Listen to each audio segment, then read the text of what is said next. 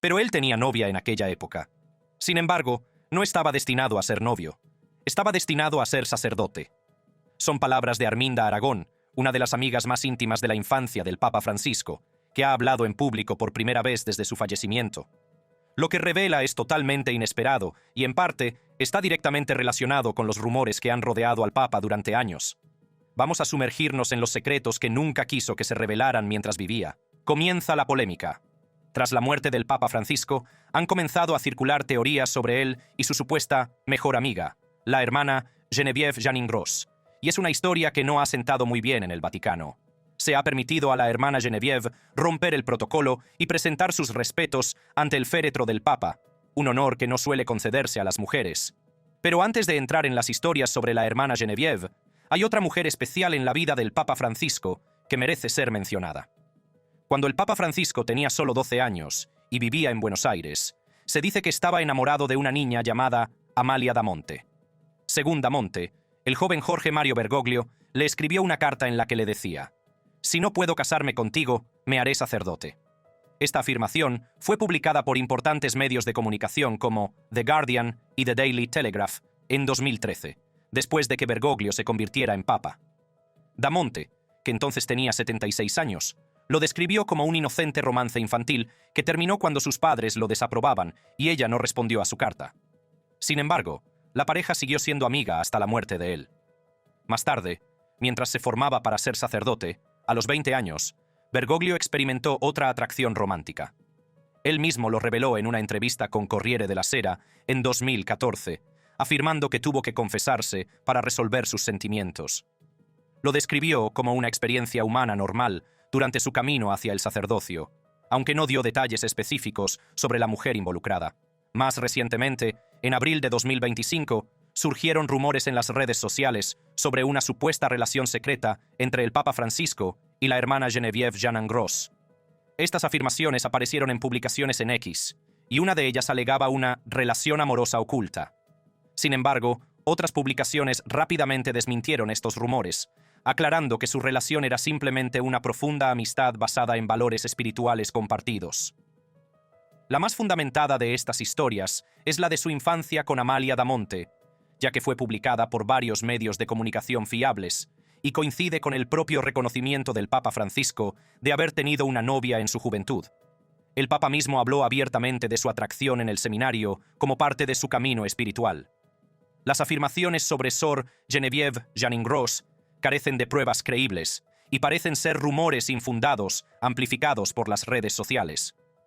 Lo que se desprende del examen de todas estas afirmaciones es que, si bien el Papa Francisco ha tenido experiencias humanas normales de atracción en su vida, no hay pruebas de ninguna relación romántica secreta durante su sacerdocio o papado. Aún así, la gente ha empezado a insistir en que el difunto Papa y Geneviève Janin-Gross tenían sin duda algo más que una simple amistad, y se teoriza que la hermana Geneviève revelará tarde o temprano los detalles de su supuesta relación con el Papa Francisco. Pero esa no es la única historia en torno a la muerte del Papa en la que se ha centrado la atención, y hay una gran cantidad de teorías que los escépticos esperan que respondan sus amigos cercanos y su familia, incluida la hermana Geneviève Janin-Gross. Una de ellas es la teoría de que el Papa ya había fallecido mucho antes de que se anunciara oficialmente. Meses antes, en febrero de 2025, el Papa Francisco fue hospitalizado en el Hospital Gemelli de Roma, con lo que inicialmente se diagnosticó como bronquitis. Según se informó, su estado se deterioró hasta convertirse en una doble neumonía, que requirió asistencia respiratoria. Durante su hospitalización, el Vaticano adoptó un enfoque sin precedentes, proporcionando información diaria sobre la salud del Papa, lo que contrastaba con su tradicional secretismo en torno a las enfermedades de los papas. Es probable que esta transparencia fuera un intento de adelantarse a los rumores, pero en el panorama informativo actual, incluso la transparencia puede alimentar las especulaciones. A pesar de las actualizaciones periódicas, las teorías conspirativas comenzaron a circular casi de inmediato. La teoría más destacada al principio, que el Papa Francisco ya había fallecido y que el Vaticano lo estaba ocultando. La narrativa de la muerte secreta cobró gran fuerza cuando el arzobispo Carlo Maria Vigano, una figura controvertida conocida por sus críticas al Vaticano, afirmó que muchos sospechaban que Francisco ya había fallecido. Vigano, que había sido excomulgado en 2024 por cisma, señaló lo que calificó de extrañas y contradictorias actualizaciones médicas, como prueba de un encubrimiento por parte de lo que denominó Iglesia Profunda, un equivalente vaticano de la narrativa conspirativa del Estado Profundo, popular en los círculos políticos. Las redes sociales se convirtieron en el principal campo de batalla de estas teorías. En X, los usuarios amplificaron las afirmaciones de Viganò, sugiriendo que el Vaticano estaba orquestando un elaborado engaño.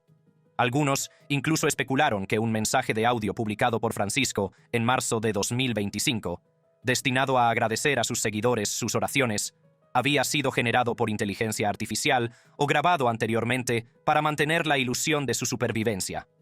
Mientras tanto, los influencers italianos de las redes sociales desempeñaron un papel especialmente importante en la difusión de estas primeras teorías. Un TikToker italiano llamado Ottavo saltó a la fama tras supuestamente infiltrarse en una sala del Hospital Gemelli de Roma, donde afirmó que la falta de seguridad sugería que Francisco no estaba presente y que ya había fallecido. Esta afirmación fue desmentida más tarde, cuando se reveló que Ottavo había entrado en una sala del hospital completamente equivocada. El Vaticano respondió a estos rumores con boletines diarios sobre el estado de salud del Papa, que incluían detalles gráficos sobre su estado, llegando incluso a mencionar que Francisco había inhalado su propio vómito, un nivel de detalle médico nunca antes visto en las comunicaciones del Vaticano. El cardenal Gianfranco Ravasi condenó públicamente lo que calificó de tóxicas teorías conspirativas y destacó el compromiso del Vaticano con la transparencia. Cabe señalar que el Vaticano no es ajeno a las teorías conspirativas. De hecho, las teorías sobre los secretos y los encubrimientos del Vaticano persisten desde hace siglos. Quizás el paralelismo histórico más relevante sea la muerte del Papa Juan Pablo I en 1978, tras solo 33 días en el cargo. La repentina muerte de Juan Pablo I dio lugar a numerosas teorías conspirativas, documentadas de forma más famosa en el libro de David Jalop, In God's Name, que relacionaba la muerte del Papa con supuestos escándalos del Banco del Vaticano y sugería que había sido asesinado para impedir reformas financieras. Aunque estas teorías sobre Juan Pablo I han sido desmentidas en gran medida por investigaciones posteriores, sentaron las bases de las narrativas conspirativas sobre el Vaticano que siguen influyendo en la interpretación de los acontecimientos actuales. Cuando Francisco enfermó en 2025, estos precedentes históricos proporcionaron un marco ya preparado para el escepticismo. La conspiración de la Iglesia Profunda. Quizás una de las narrativas más persistentes y complejas que ha surgido, y a la que muchos esperan que respondan los amigos del Papa Francisco, es la idea de un Estado profundo en el Vaticano, o lo que el arzobispo Viganò y otros han denominado la Iglesia Profunda. Este concepto se inspira en gran medida en las teorías conspirativas sobre el Estado profundo político, pero las aplica a la jerarquía y la burocracia de la Iglesia Católica. En su forma más básica, la conspiración de la Iglesia Profunda sugiere que existe una red oscura dentro del Vaticano que opera independientemente, o incluso en oposición, al liderazgo oficial. Dependiendo de quién cuente la historia, el Papa Francisco fue víctima de esta camarilla oscura o participante activo en ella. Empecemos por la variante que presenta a Francisco como víctima. Según esta narrativa, Francisco era un papa reformista que buscaba acabar con la corrupción dentro del Vaticano, especialmente en materia financiera, y se enfrentó a la oposición o incluso a la eliminación por parte de intereses arraigados que buscaban proteger su poder. Los defensores de esta teoría señalan los esfuerzos de Francisco por reformar el Banco del Vaticano, conocido oficialmente como Instituto para las Obras de Religión, y sus intentos por aumentar la transparencia financiera. No se puede negar que Francisco inició importantes reformas financieras durante su papado. Nombró al cardenal George Pell para supervisar las finanzas del Vaticano y apoyó las investigaciones sobre irregularidades financieras. El caso más destacado fue el juicio del cardenal Angelo Becciu, acusado de malversación en un complejo caso relacionado con inversiones del Vaticano. Estos esfuerzos reformistas se encontraron con la resistencia de la burocracia vaticana, lo que da cierto crédito a la narrativa. Sin embargo, los teóricos de la conspiración van más allá y sugieren que la muerte de Francisco está directamente relacionada con estos esfuerzos reformistas. Algunas publicaciones en las redes sociales afirmaron que Francisco fue silenciado porque estaba a punto de revelar importantes delitos financieros o redes de corrupción dentro de la Iglesia. Durante la hospitalización de Francisco, en 2025, influencers como Simón Basil y el TikToker Ottavo afirmaron que el Vaticano ocultaba su muerte, mientras un estado profundo papal manipulaba la información para mantener el control. Curiosamente, incluso el arzobispo Viganò, que en general era crítico con Francisco, sugirió en febrero de 2025 que las contradictorias informaciones sobre su salud indicaban que Francisco podría haber fallecido, insinuando un encubrimiento por parte de una facción de la Iglesia Profunda. Esto demuestra lo fluidas que pueden ser estas narrativas conspirativas, en las que las mismas figuras a veces posicionan a Francisco como villano y víctima, dependiendo del contexto. En el otro lado de la moneda está la narrativa que presenta al propio Francisco como parte de la Iglesia Profunda, un títere instalado por facciones progresistas o globalistas para promover una agenda secular y anticatólica. Esta teoría se centra a menudo en lo que se conoce como la Mafia de San Galo, un grupo de cardenales liberales que, según se informa, se reunieron en San Galo, Suiza, para discutir las reformas de la Iglesia y que supuestamente favorecieron a Jorge Bergoglio, que se convertiría en el Papa Francisco antes del cónclave de 2013. La existencia del grupo de San Galo no se discute realmente. Cardenales como Walter Kasper y Gottfried Daniels hablaron abiertamente de su preferencia por un papa progresista. Sin embargo, los teóricos de la conspiración van más allá y afirman que este grupo conspiró con fuerzas externas, como los masones o organizaciones globalistas como el Foro Económico Mundial, para instalar a Francisco y promover una agenda que socavaría las enseñanzas católicas tradicionales. El arzobispo Viganò ha sido quizás la voz más destacada en defender esta narrativa. En numerosas declaraciones ha afirmado que Francisco es un colaborador entusiasta del Gran Reinicio, una iniciativa del Foro Económico Mundial, y que está trabajando para desmantelar el catolicismo tradicional y sustituirlo por una organización de inspiración masónica. En las redes sociales, especialmente en X, estas afirmaciones han ganado mucho adeptos. Usuarios como A Sparta Justice afirmaron en septiembre de 2024 que Francisco estaba trabajando con Klaus Schwab y el Foro Económico Mundial, vinculando sus reformas financieras a una supuesta agenda globalista. Otros, como NotOpQ, fueron aún más lejos en abril de 2025, alegando que Francisco había sido seleccionado personalmente para normalizar las operaciones de tráfico de los jesuitas en el Vaticano, vinculando el secreto financiero del Vaticano a afirmaciones infundadas sobre redes criminales. Lo más interesante de estas teorías conspirativas sobre la Iglesia Profunda es cómo se basan en precedentes históricos y en tópicos anticatólicos de larga data. La idea de la infiltración de los masones o los comunistas en la Iglesia Católica no es nueva, sino que ha sido un tema recurrente en los círculos católicos tradicionalistas durante décadas, especialmente tras las reformas del Concilio Vaticano II en la década de 1960. Algunos círculos católicos tradicionalistas llevan mucho tiempo difundiendo teorías según las cuales el Concilio Vaticano II fue infiltrado por masones o comunistas, y figuras como el Papa Pablo VI son acusadas de ser masones secretos. Francisco, como papa progresista que ha hecho hincapié en temas como la protección del medio ambiente, la misericordia hacia los católicos divorciados y la acogida a las personas LGBTQ+, se convirtió en un blanco natural para quienes consideraban que el Concilio Vaticano II se alejaba del verdadero catolicismo. Otro precedente histórico que se cita con frecuencia en estas teorías conspirativas es la muerte del Papa Juan Pablo I en 1978. Como se ha mencionado anteriormente, Juan Pablo I murió repentinamente tras solo 33 días en el cargo, y las teorías conspirativas relacionaron su muerte con los escándalos del Banco del Vaticano. El libro de David Jalop, de 1984, In God's Name, en nombre de Dios, popularizó la teoría de que Juan Pablo I fue asesinado para impedir que revelara la corrupción, y algunos teóricos de la conspiración establecieron paralelismos entre este caso y la muerte de Francisco, sugiriendo que le había ocurrido algo similar. Cabe señalar que estas teorías conspirativas históricas sobre Juan Pablo I han sido ampliamente desmentidas. El libro de John Cornwell, de 1987, A Thief in the Night, Un ladrón en la noche, ofreció una investigación más mesurada, atribuyendo las discrepancias en la gestión del Vaticano de la muerte de Juan Pablo I a la mala gestión institucional y no a una conspiración. No obstante, la narrativa de un papa asesinado por amenazar intereses arraigados sigue siendo poderosa en el ecosistema conspirativo. Lo que hace que la conspiración de la Iglesia Profunda sea especialmente potente en el entorno actual es su convergencia con narrativas conspirativas más amplias, como QAnon y los movimientos políticos populistas. En 2020, Vigano escribió una carta abierta al entonces presidente Donald Trump, en la que presentaba a Francisco como parte de una Iglesia profunda, aliada con un Estado profundo global, en una lucha maniquea contra las fuerzas del bien.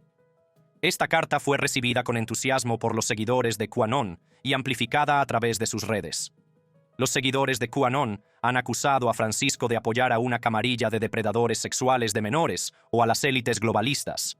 Y algunos afirman que fue arrestado o murió años antes, de 2025, como parte de la lucha de Trump contra el Estado profundo. Estas afirmaciones fueron desmentidas por Reuters y otros verificadores de datos, que confirmaron las apariciones públicas y las actividades de Francisco. Sin embargo, la fusión de las teorías conspirativas católicas con QAnon creó un poderoso efecto de polinización cruzada, ampliando la audiencia de estas narrativas más allá de los círculos católicos tradicionales. La conspiración de la Iglesia profunda también encontró un terreno fértil en los medios de comunicación católicos tradicionalistas. Publicaciones como Church Militant, LifeSite News y The Remnant amplificaron las afirmaciones sobre la mafia de San Galo y los supuestos vínculos de Francisco con conspiraciones progresistas. Estos medios a menudo retrataban a Francisco como un hereje o incluso un antipapa, alguien elegido de forma inválida que no ocupaba legítimamente el cargo. Los influencers de las redes sociales desempeñaron un papel crucial en la difusión de estas narrativas. Figuras como Taylor Marshall, cuyo libro Infiltration alega un complot masónico de 150 años que culminó con el papado de Francisco, tendieron puentes entre el tradicionalismo católico y QAnon y otras comunidades conspirativas. En plataformas como X, YouTube y Telegram, estos influencers crearon un ecosistema de información alternativo en el que pudieron florecer las teorías conspirativas sobre Francisco y el Vaticano. Lo que resulta especialmente llamativo de la conspiración de la Iglesia profunda es cómo reinterpreta las políticas y declaraciones reales de Francisco a través de una lente conspirativa. La encíclica de Francisco Laudato Si sobre la gestión medioambiental se presenta como una prueba de su alianza con las agendas climáticas globalistas. Su acercamiento a los católicos divorciados y vueltos a casar o a las personas LGBTQ+, se enmarca como un ataque a las enseñanzas tradicionales de la Iglesia. Sus críticas al capitalismo sin restricciones se convierten en prueba de sus simpatías comunistas. En realidad, las posiciones de Francisco eran en general coherentes con la doctrina social católica, especialmente en cuestiones como la pobreza y la migración. Sus reformas, aunque progresistas en algunos ámbitos, se mantuvieron dentro del marco de la doctrina católica. La narrativa conspirativa requiere ignorar estos matices y, en su lugar, presentar a Francisco como un radical empeñado en socavar la Iglesia desde dentro. Otra variante de la conspiración de la Iglesia profunda, que surgió específicamente tras la muerte de Francisco, se centró en el papel del cardenal Luis Antonio Tagle, un cardenal filipino cercano a Francisco y considerado un posible sucesor. Algunas teorías conspirativas alegaban que Tagle tenía conocimiento previo de la muerte de Francisco antes del anuncio oficial, lo que sugería que formaba parte de un complot para controlar la sucesión. Estas teorías probablemente ganaron fuerza porque Tagle, a menudo llamado el Francisco asiático, debido a sus opiniones progresistas y su estrecha alineación con Francisco, ocupaba importantes cargos en el Vaticano y fue elevado a cardenal obispo en 2020, un movimiento que algunos interpretaron como una señal del favor de Francisco. Sin embargo, no hay pruebas documentadas de que Tagle estuviera al corriente o ocultara información sobre la salud o la muerte de Francisco. De hecho, tras la muerte de Francisco, Tagle participó en actos públicos de duelo, como la cuarta noche de rosarios en memoria de Francisco, el 24 de abril de 2025, en la Basílica de Santa María la Mayor. Sus acciones, entre las que se incluye un homenaje en el que citó el discurso de Francisco de 2015, sugieren que su intención era honrar al difunto Papa y no ocultar información. Tagle ya había sido objeto de campañas de desinformación anteriores, con afirmaciones falsas en enero de 2025 de que Francisco había dimitido y nombrado a Tagle como su sucesor, que fueron desmentidas por organizaciones de verificación de datos como Rappler y VeraFiles. Estos incidentes ponen de relieve una pauta de ataques contra Tagle debido a su prominencia y su potencial como candidato al papado, pero no corroboran las afirmaciones sobre su participación en ninguna conspiración. Es importante analizar por qué la conspiración de la Iglesia profunda encontró un terreno tan fértil. La historia de secretismo del Vaticano, especialmente en torno a la salud del Papa y la política interna, crea un vacío de información que llenan las teorías conspirativas. La estructura jerárquica y las tradiciones ornamentadas de la Iglesia católica pueden parecer misteriosas y arcanas para los profanos, lo que hace que las narrativas conspirativas resulten más plausibles. Además, Francisco era una figura polarizante que se granjeó enemigos tanto dentro como fuera de la Iglesia.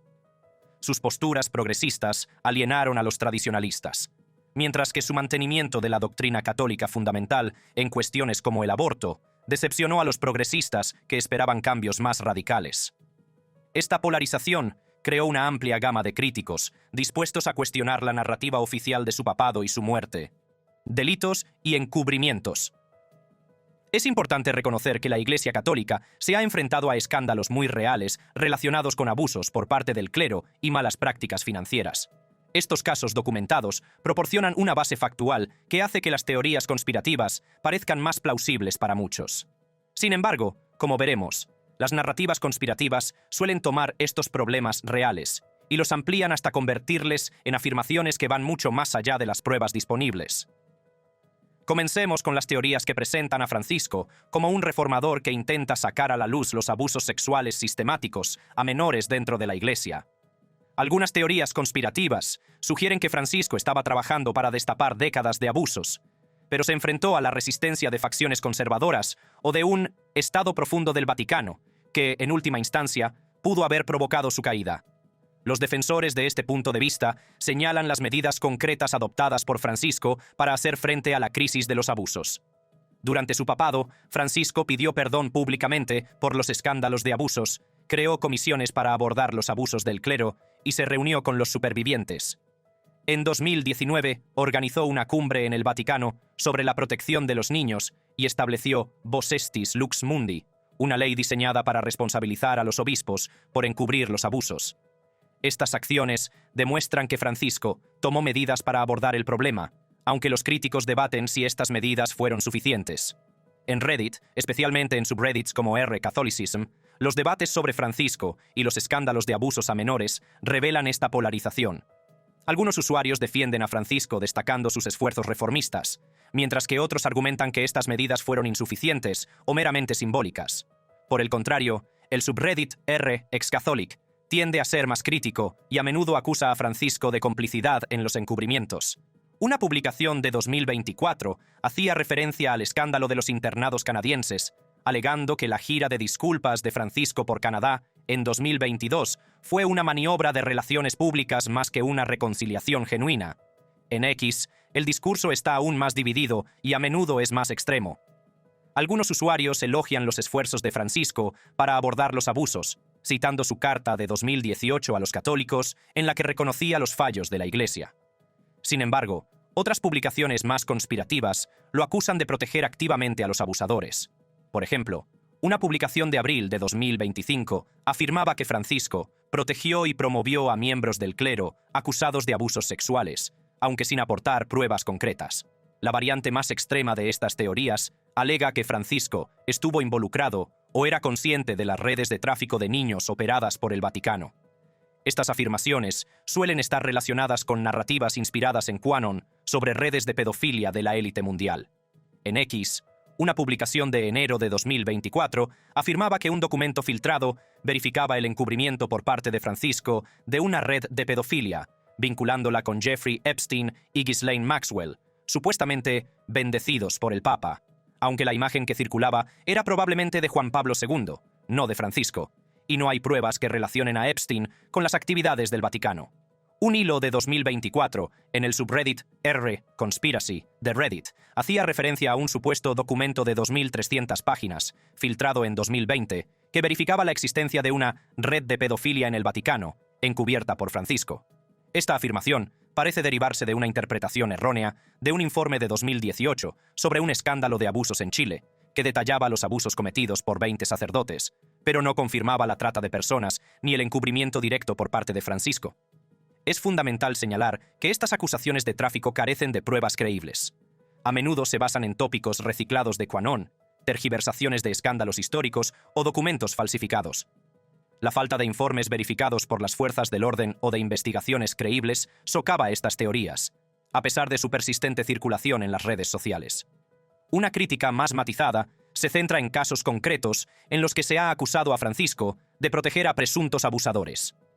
Los críticos señalan su gestión de casos, como el del obispo argentino Gustavo Zanchetta, condenado por abusos en 2022, o su defensa inicial de los obispos chilenos acusados de encubrir abusos, antes de reconocer posteriormente errores en su juicio. Estos casos documentados plantean preguntas legítimas sobre el enfoque de Francisco ante determinadas acusaciones de abusos, pero distan mucho de demostrar las afirmaciones conspirativas más extremas sobre su implicación en el tráfico o la protección sistemática de los abusadores. La segunda gran categoría de teorías conspirativas relacionadas con delitos se centra en los escándalos financieros y la corrupción en el Vaticano. Algunas teorías sugieren que Francisco estaba sacando a la luz o intentando reformar la corrupción financiera dentro del Vaticano, en particular la relacionada con el Banco del Vaticano. Otros afirman que era cómplice de delitos financieros y que utilizaba las reformas como fachada para consolidar su poder u ocultar actividades ilícitas. No hay duda de que Francisco inició importantes reformas financieras durante su papado. Reestructuró el Banco del Vaticano, aumentó la auditoría y la supervisión, y apoyó el enjuiciamiento de figuras como el cardenal Becciu por presuntos delitos financieros. Esta reforma de la supervisión financiera del Vaticano, en 2020, supuso un importante cambio hacia la transparencia. En Reddit, una publicación de 2024, en R-Catholicism, discutía estas reformas financieras, y algunos usuarios elogiaban a Francisco por abordar la corrupción, mientras que otros especulaban que las reformas eran superficiales. Mientras tanto, el subreddit R-Conspiracy publicó hilos en los que se afirmaba que la riqueza del Vaticano, estimada entre 10.000 y 15.000 millones de dólares, está vinculada a empresas criminales, y una publicación de 2023 afirmaba que las reformas de Francisco eran una tapadera para el blanqueo de dinero, citando el escándalo del Banco del Vaticano de 2013 bajo el Papa Benedicto XVI como prueba de los problemas existentes. En X, las publicaciones sobre las finanzas del Vaticano suelen tener un tono más conspirativo. Una publicación de septiembre de 2024 de Sparta Justice afirmaba que Francisco estaba trabajando con Klaus Schwab y el Foro Económico Mundial, vinculando las reformas financieras con una agenda globalista sin aportar pruebas concretas. Estas afirmaciones reflejan una tendencia a interpretar las opiniones económicas de Francisco, en particular sus críticas al capitalismo sin restricciones en documentos como Laudato Si, como prueba de su alineamiento con intereses globales oscuros. Los debates en Quora sobre las finanzas del Vaticano tienden a ser más mesurados, pero siguen siendo escépticos. En un hilo de 2024 se preguntaba: ¿sigue siendo corrupto el Banco del Vaticano?, con respuestas que iban desde usuarios que citaban las auditorías y los procesos judiciales de Francisco como prueba de progreso, hasta otros que afirmaban que la riqueza del Vaticano sugiere una conducta indebida continuada. Una publicación de Quora de 2023 incluso especulaba con que las reformas financieras de Francisco estaban siendo resistidas por una facción masónica dentro del Vaticano, haciéndose eco de las teorías conspirativas sobre la infiltración de la masonería. Lo más interesante es cómo estas teorías conspirativas financieras a menudo se entrecruzan con escándalos históricos, en particular la quiebra del Banco Ambrosiano en 1980-1982, en la que estuvo involucrado el Banco del Vaticano y que condujo a la misteriosa muerte del banquero Roberto Calvi, encontrado ahorcado en el puente Blackfriars de Londres. Este suceso, a veces denominado el caso del banquero de Dios, sentó un precedente histórico al vincular las finanzas del Vaticano con el crimen y la conspiración, lo que sigue influyendo en la interpretación que se hace de las reformas financieras de Francisco. La tercera gran categoría de teorías conspirativas en torno a Francisco y el crimen se centra en su supuesto conocimiento de secretos o encubrimientos dentro de la Iglesia. Algunas teorías sugieren que Francisco estaba a punto de revelar importantes secretos antes de su muerte, mientras que otras afirman que fue silenciado precisamente porque sabía demasiado. Tras la supuesta muerte de Francisco en abril de 2025, surgieron teorías conspirativas que afirmaban que, en realidad, había muerto, mucho antes, y que un estado profundo del Vaticano lo ocultaba para mantener el control. Estas teorías suelen estar relacionadas con afirmaciones más amplias sobre delitos dentro de la Iglesia, lo que sugiere que Francisco fue silenciado por revelarlos. En X, publicaciones de abril de 2025, como una de Calen Archer, relacionaban la supuesta muerte de Francisco con su supuesta denuncia del tráfico de niños, afirmando que las acusaciones del arzobispo Viganò fueron el catalizador. Estas afirmaciones carecen de pruebas y contradicen las declaraciones del Vaticano sobre las causas de la muerte de Francisco. La conexión con J.D. Vance añadió otra capa a estas teorías del silenciamiento. Como comentamos en la primera parte, el momento de la muerte de Francisco, justo un día después de su reunión con el vicepresidente de Estados Unidos, desató especulaciones generalizadas y algunos sugirieron que Vance estaba involucrado de alguna manera. Aunque la mayoría de estas publicaciones eran claramente memes satíricos, otras insinuaban seriamente que Francisco podría haber sido asesinado para impedir que revelara la información que compartió con Vance durante su reunión. Estas teorías carecen de pruebas creíbles y contradicen la explicación médica de la muerte de Francisco, que la atribuyó a su avanzada edad y a sus problemas de salud preexistentes, entre ellos una doble neumonía que había derivado en complicaciones graves. Lo que une todas estas teorías conspirativas relacionadas con el crimen es un conjunto de temas y motivaciones comunes que las hacen atractivas a pesar de su falta de fundamento. Examinemos estos factores subyacentes. En primer lugar, está la cuestión de la desconfianza histórica. La Iglesia Católica tiene un historial bien documentado de secretismo institucional, especialmente en lo que respecta a los casos de abusos por parte del clero. La investigación Spotlight del Boston Globe en 2002 reveló encubrimientos sistemáticos de abusos, que más tarde se demostró que tenían alcance mundial. Esta historia crea un núcleo de verdad que hace que incluso las afirmaciones conspirativas más extremas parezcan más plausibles para muchos. En segundo lugar, está la influencia persistente del sentimiento antijesuita. Los antecedentes jesuitas de Francisco suelen ser el centro de las narrativas conspirativas, con teorías que afirman que los jesuitas funcionan como un gobierno en la sombra dentro de la Iglesia. Estas afirmaciones se remontan al siglo XVI y se amplifican en las conspiraciones modernas, a pesar de carecer de pruebas contemporáneas. En tercer lugar, vemos la creciente influencia de QAnon y las narrativas globalistas. Las teorías inspiradas en QAnon vinculan a Francisco con conspiraciones de la élite mundial, citando a menudo sus posturas progresistas sobre la migración o el cambio climático como prueba de sus vínculos con figuras como Klaus Schwab u otros supuestos actores globalistas. Estas teorías transforman los desacuerdos teológicos y políticos en siniestras conspiraciones, sin aportar pruebas concretas de actividades delictivas. En cuarto lugar, está la desmesurada influencia del arzobispo Viganò. Sus cartas de 2018 y posteriores, en las que acusa a Francisco de encubrir abusos y promover una red homosexual, constituyen la piedra angular de muchas narrativas conspirativas.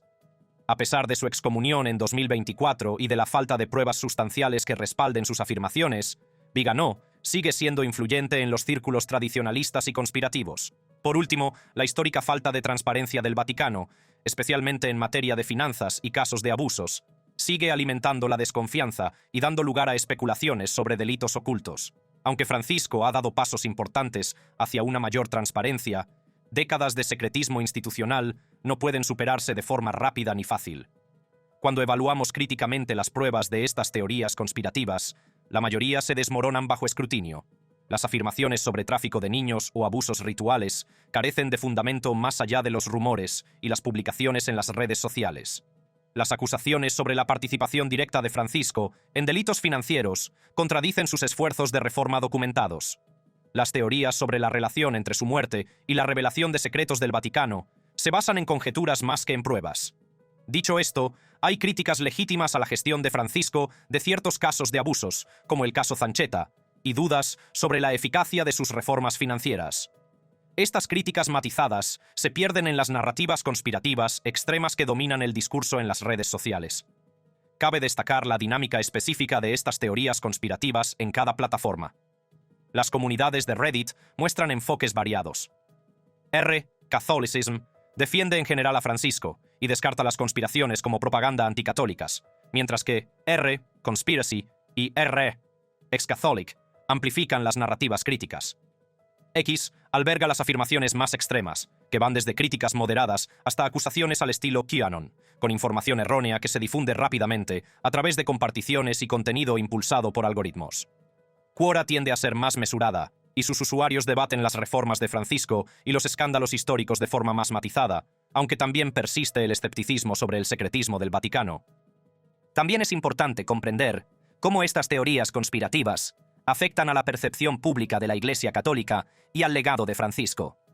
Para muchos, especialmente para aquellos que ya son escépticos con las instituciones religiosas, estas teorías refuerzan las opiniones negativas sobre la Iglesia como corrupta o malévola. para los católicos fieles, pueden crear confusión y división, socavando la confianza en el liderazgo de la Iglesia. Para aquellos que buscan comprender el complejo papado de Francisco, las narrativas conspirativas oscurecen las tensiones y los logros reales de su mandato. Al concluir nuestro examen de las teorías conspirativas que rodean la muerte del Papa Francisco, vale la pena reflexionar sobre por qué estas narrativas ganan adeptos a pesar de su falta de fundamento. En muchos sentidos, estas teorías satisfacen la necesidad humana de narrativas claras en situaciones caóticas. La muerte repentina de un líder religioso mundial genera incertidumbre y ansiedad, a lo que las teorías conspirativas responden con explicaciones sencillas y villanos claros. Estas teorías también reflejan tendencias sociales más amplias de desconfianza institucional y polarización. En una época en la que la confianza en las autoridades tradicionales está decayendo, las narrativas conspirativas que cuestionan las versiones oficiales resuenan en las experiencias y sospechas de muchas personas. La reacción polarizada hacia Francisco, considerado demasiado progresista o no lo suficientemente progresista, según la perspectiva de cada uno, crea un terreno fértil para narrativas alternativas sobre su vida y su muerte. Las redes sociales desempeñan un papel crucial en la amplificación de estas teorías, ya que proporcionan plataformas en las que las afirmaciones pueden difundirse a nivel mundial sin necesidad de verificación. Los modelos de negocio de estas plataformas, basados en la participación, suelen impulsar contenidos controvertidos o cargados de emotividad, lo que da a las teorías conspirativas una visibilidad desproporcionada en comparación con los análisis más mesurados. A medida que la Iglesia Católica supere el papado de Francisco y elija un nuevo líder, es probable que estas narrativas conspirativas persistan y evolucionen. Gracias por ver este vídeo. Si desea ver otro vídeo fascinante como este, haga clic en uno de los recuadros de su pantalla ahora mismo.